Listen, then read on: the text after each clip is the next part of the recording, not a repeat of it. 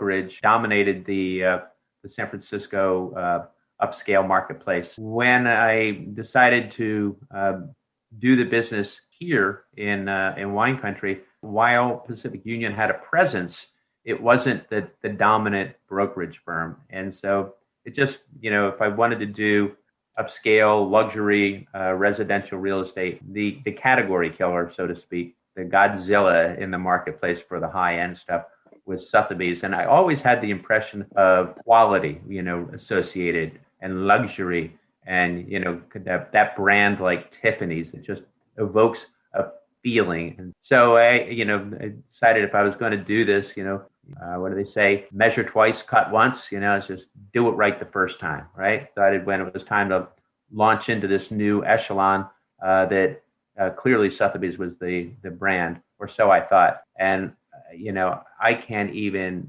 tell you how, having had that lengthy career with another high-end brokerage and being in this one, night and day, it's unbelievable. The network within the Sotheby's organization, I should call it actually the Sotheby's family, because it truly feels like family, not just here regionally, but nationally and even internationally.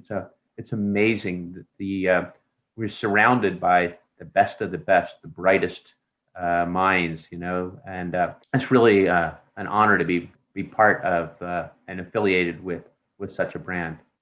I agree with you. And I think that was one of the reasons why I wanted to do this. I want people to hear everybody's stories, to understand that Sotheby's it's this amazing interconnected wave of people from all over the world that support each other and are amazing.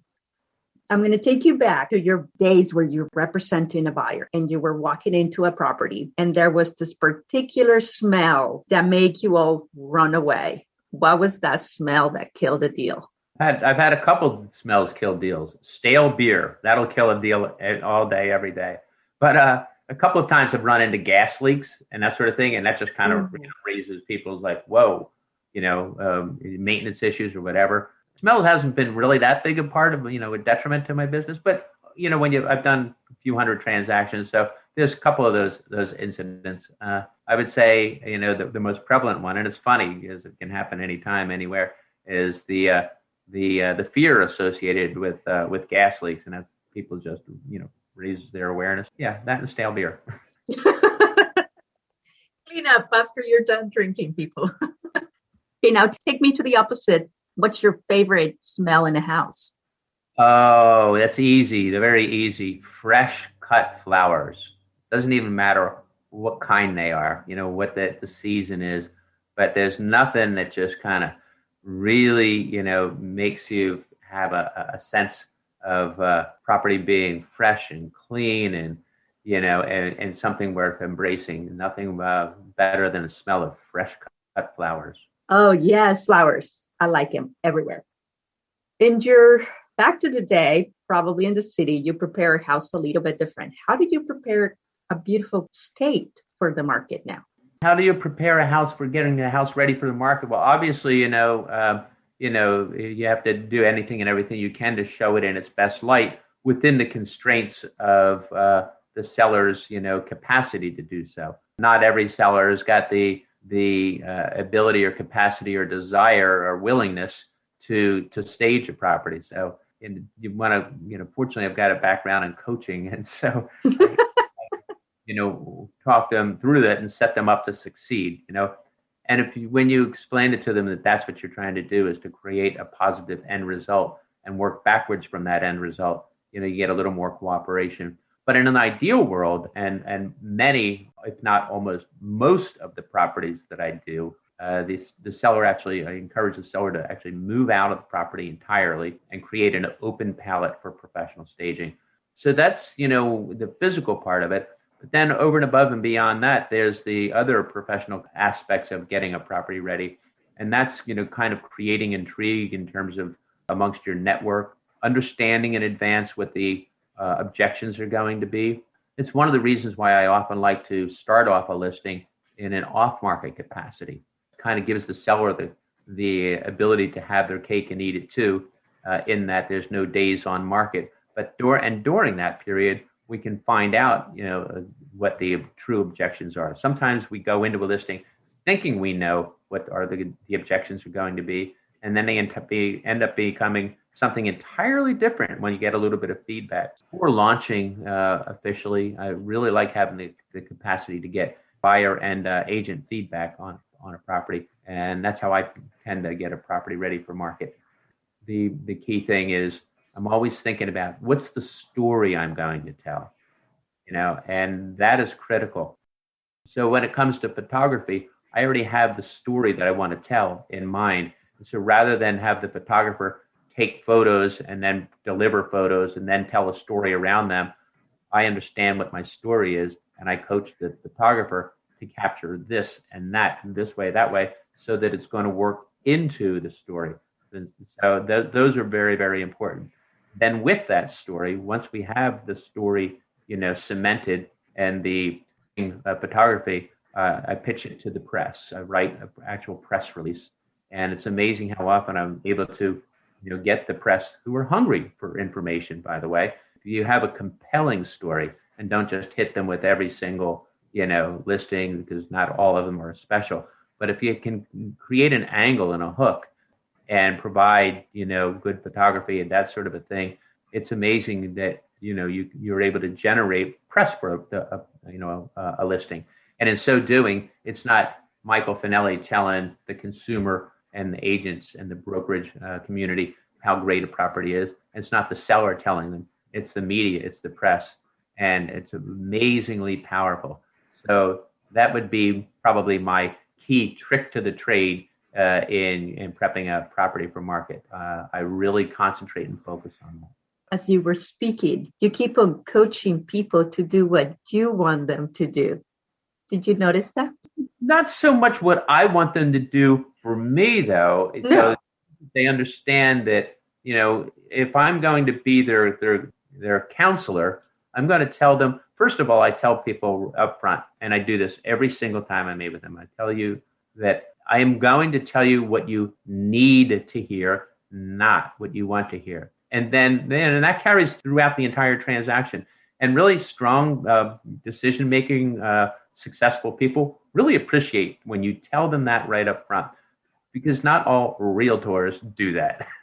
I was meaning it on we have a goal and this is how we're going to achieve it. So here is how every single piece must move so we can get to the end, to our number one priority, our goal. To set them up to succeed, to set the client up to succeed. Their success will become our success, but that's secondary. Tell me one thing. I'm thinking, what is the typical length of an escrow out there? Typically, it's 30 days. A big part of that is we're very fastidious about generating an incredible disclosure package up front, which takes quite a while here. So just in order to get a well inspection and then have the water analysis done, that takes the better part of a month just to get it booked and then have the water results go back to the lab and get back. You wait for a buyer to come along and then have that as part of their contingencies and conditions and terms, then that's going to make your transaction last a lot longer. So we bring it to them and provide them that way. So 30 days is pretty typical. We do an awful lot of cash deals, and so sometimes the cash deals tend to be shorter. They think that the fact that it's cash is really compelling to a seller, and potentially it is. It used to be more so than today because it's really commonplace today. And in fact, interestingly, the higher end transactions tend to be more all cash than lower end transactions. And at any rate, so sometimes we do 10 or 15 days. I don't like to do 10 or 15 days just because when you're trying to dot every single I and cross every T, in that short of a window of time, and even though each side has got a really good transaction coordinator, puts a lot of added stress on a transaction to get it done, within that window of time. So in an ideal world, 21, 25-day transaction, but typically 30 is the length of our transaction. Which is the most memorable transaction of your career? Most memorable. Well, again, 25 years, that's a lot of transactions. I can't even remember some of them, many of them, right? Now, seriously though, most memorable, probably my very first transaction is my most memorable, and because it gives you the confidence that yeah, I can do this. I got engaged in my first contract really early on, like my first week, and that's really I think that your first one is really matters, and again it underscores that yeah, I can do this. I remember writing the purchase agreement in a Safeway parking lot. Safeway is the great big, chains, grocery store here, on the hood of a Miata. That's what I remember. Mazda Miata, writing the offer there, submitting the offer. It was a really big deal too, because it was, I think, $260,000. But hey, it was a deal. It was my first deal. And again, back then that was actually a little bigger than it is today. Those same properties are going for about 1.1 now, but at any rate, so probably my first deal, just because, it gives you the confidence and it gives you the kind of jump start and, creates that wind at your back to move you forward and never look back from there. What is the most valuable skill a real estate advisor should have? I'm pretty adamant about what that is. If you want to close deals, you've got to have an unwavering belief that there is a solution to every single problem. There is a solution to it. Your best skill set is to be able to generate and determine what that solution might be. Determining, creating a solution. And the creation of solutions must take into account all parties, right? So it must take into account how it's going to benefit everybody. So it's not like I win, you lose, I win. Everybody comes away with an equitable solution, and that solution exists. It takes expressing that to all parties, not just the party that you're the advocate of. It takes expressing that to them, to the other side, making sure they understand that that's what the ambition is. The other skill set that is related to that is endurance. For me personally, I bring endurance to the table, having run 50 some marathons and having run 100 miles. I understand endurance. You just stick with it, right? And even though, transactions are not necessarily a straight line, they can have all kinds of blips along the way. You have to work through each of those and be patient, understanding, and work your way through those, sorts of things. So patience, endurance, and most of all, unending belief in the fact that there is a solution to every single dilemma. The same goal. So exception to the rule when you have that easy breezy deal. That's totally the exception. Pretty much every single transaction's got its own unique set of challenges. They are all different. Yes, you can't say, oh, we have a cookie cutter for every single thing we do, because we don't. Everybody has different personalities, so that contributes to the flavor of the transaction too. Michael, thank you so much for sharing a little bit about yourself and your knowledge. Is there anything else you would like to say to our listeners? Just thank you for this opportunity. It's extraordinary. I look forward to seeing everybody virtually at GNE, and, lots of love. Lots of love, all of you who are listening. Thank you for listening to Coast Real Estate. Tune in next week. And if you haven't, please subscribe to the channel. I don't know where we will go next week, but I'm sure it will be another exciting location. That's all we have. We have a global network of amazing locations. So tune in to Coast. Have a great day. Thank you so much, Michael. Yeah, it was fun.